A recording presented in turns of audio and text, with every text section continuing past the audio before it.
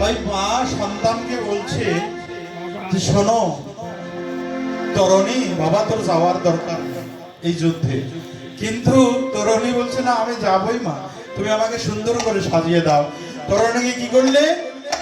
সম্পূর্ণ শরীরটাতে রাম নাম লিখে দিলেন। মা সুন্দর করে রাম নাম লিখে দিলেন। তরণী কি করলো? চলে গেল যুদ্ধে, মাকে প্রণাম জানিয়ে। মায়ের মন মা তো ছাড়তে চাইছে না, নয়নে জলে ভেসে দিচ্ছে। আবার বলছে কি হবে এই রাক্ষস কুলে থেকে?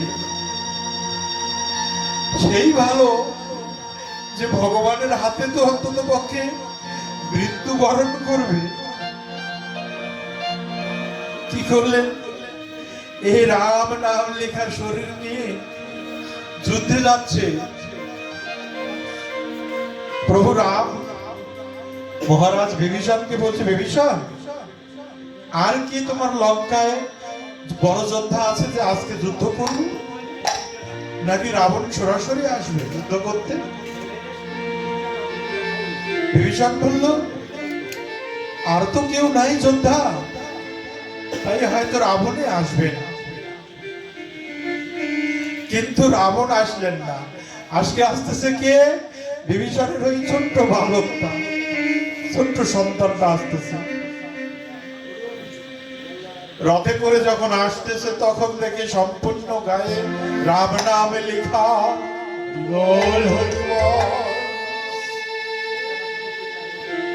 রাম প্রভু বললেন কে সন্তান, কে বালক?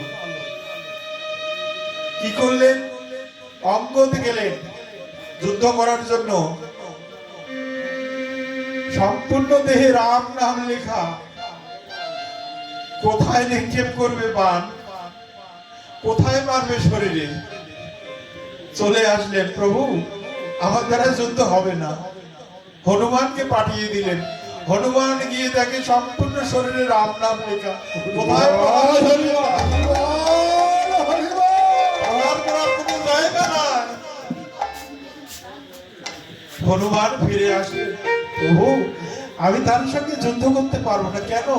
যে সে তো তোমারই ভক্ত। আমার ভক্ত? হ্যাঁ প্রভু তোমারই ভক্ত। লক্ষণকে পাঠিয়ে দিল, লক্ষণ যাও তো, তুমি যাও তো। কে এমন যোদ্ধা যে আমার এই এত বড় বড় যোদ্ধা ফিরে আসতেছে? লক্ষণ গিয়ে দেখে তাই। এসে দাদাকে বলছে, দাদা আমার দ্বারা যুদ্ধ করা হলো না। কেন? যে যে যুদ্ধ করার জন্য এসেছে সে তো তোমারই ভক্ত। বলছে আমার চেয়ে আমার নাম বড়, আমার নাম বড়, আমার চেয়ে আমার নামের চেয়ে আমার ভক্ত বড়, ভক্ত বড়। আমার ভক্তের চেয়ে ভক্তের চরণ ধুলি, চরণ ধুলি